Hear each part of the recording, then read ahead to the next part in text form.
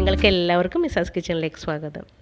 നിങ്ങൾ ഇതുവരെ ഈ ചാനൽ സബ്സ്ക്രൈബ് ചെയ്തിട്ടില്ല എങ്കിൽ ദയവായി ഇപ്പം തന്നെ ഇതൊന്ന് സബ്സ്ക്രൈബ് ചെയ്തേക്കണേ. ഇന്ന് ഞാൻ വന്നിരിക്കുന്നത് ഒരു പക്ഷേ നിങ്ങൾ സാധാരണ വീടുകളിൽ ഉണ്ടാക്കാറുള്ള ഒരു സിമ്പിൾ കറിയായ തക്കാളിക്കറി ആയിട്ടാണ്. നമ്മുടെ നാടൻ തക്കാളിക്കറി.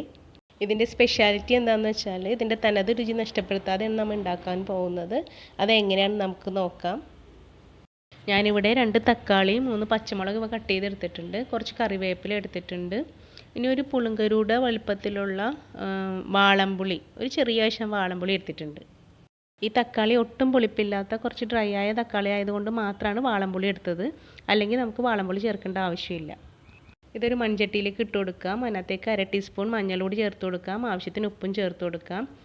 ഇനി ഇതിൻ്റെ മീതെ വരും വരെ കുറച്ച് വെള്ളം കൂടി ഒഴിച്ചു കൊടുത്തൊന്ന് മിക്സ് ചെയ്തെടുക്കാം.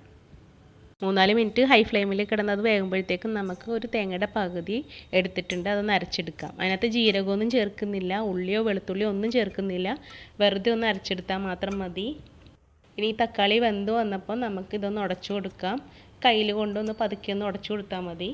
പിന്നെ ഈ തക്കാളിയുടെ ഒപ്പം നമ്മൾ സവാളയൊന്നും ചേർത്തിട്ടില്ല. സവാളയും ജീരകമൊക്കെ ചേർക്കുമ്പോൾ അതിൻ്റെ ആ ടേസ്റ്റ് തന്നെ മാറിപ്പോകും. ആ പഴയ ടേസ്റ്റ് നമുക്ക് കിട്ടാണ്ട് വരും. ആ മൺചട്ടിയിലെ വെള്ളമൊക്കെ അല്പം വറ്റിയിട്ടുണ്ട്. ഇത് മതി. തക്കാളിയൊക്കെ നന്നായിട്ട് ഉടഞ്ഞിട്ടുണ്ട്. നമുക്കിനി അരച്ച് വെച്ച അരപ്പും കൂടെ ചേർത്ത് കൊടുത്ത് ഒന്ന് മിക്സ് ചെയ്തെടുക്കാം. ഇനി ഒന്ന് നന്നായിട്ടൊന്ന് ചൂടാക്കിയാൽ മതി, തിളച്ചൊന്നും പോകണ്ട. ഇതാ ജാറും കൂടെ കഴുകി അല്പം കൂടി വെള്ളം ഒഴിച്ച് കൊടുത്തിട്ടുണ്ട്. ഈ കറി നന്നായിട്ട് ചൂടാകുന്നത് വരെ ഒന്ന് ഇളക്കിക്കൊണ്ടിരിക്കണം. എന്നിട്ട് ഫ്ലെയിം ഓഫ് ചെയ്തിട്ടും വീണ്ടും അല്പം നേരം കൂടി ഒന്ന് ഇളക്കിക്കൊണ്ടിരിക്കണം. അല്ലെങ്കിൽ അത് പതഞ്ഞ് അങ്ങോട്ട് പൊങ്ങി വരും.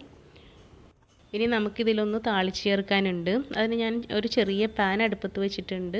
അതിനകത്തേക്ക് 1.5 ടേബിൾ സ്പൂൺ വെളിച്ചെണ്ണ ഒഴിച്ചു കൊടുത്തിട്ടുണ്ട്. അത് നന്നായിട്ട് ചൂടായി വരുന്നുണ്ട് വെളിച്ചെണ്ണ.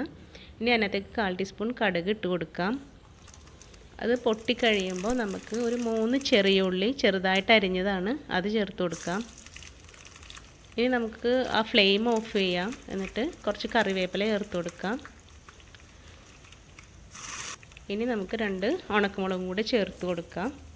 എന്നിട്ട് ആ എണ്ണ, ചൂടായ എണ്ണയാണ് അതിൽ കൂടെ ഒന്ന് മൊരിഞ്ഞോളും. അത് കരിഞ്ഞൊന്നും പോവില്ല. ഇനി ആ താളിച്ച് നമുക്ക് ചട്ടിയിലേക്ക് ഒഴിച്ചു കൊടുക്കാം. ഇത്രേ ഉള്ളൂ, നമ്മുടെ അടിപൊളി നല്ല ടേസ്റ്റിയായ തക്കാളിക്കറി റെഡി ആയിട്ടുണ്ട്. അപ്പോൾ നിങ്ങൾ തീർച്ചയായും ഇതുപോലെ സവാളയും നല്ല ജീരകമൊന്നും ചേർക്കാതെ തക്കാളിക്കറി ഉണ്ടാക്കി നോക്കണം. ഈ വീഡിയോ ഇഷ്ടമായാൽ നിങ്ങൾ ഈ ചാനൽ സബ്സ്ക്രൈബ് ചെയ്യുന്നതോടൊപ്പം ലൈക്ക് ചെയ്യാനും ഷെയർ ചെയ്യാനും കമൻറ്റ് ചെയ്യാനും മറക്കരുത്. Thank you.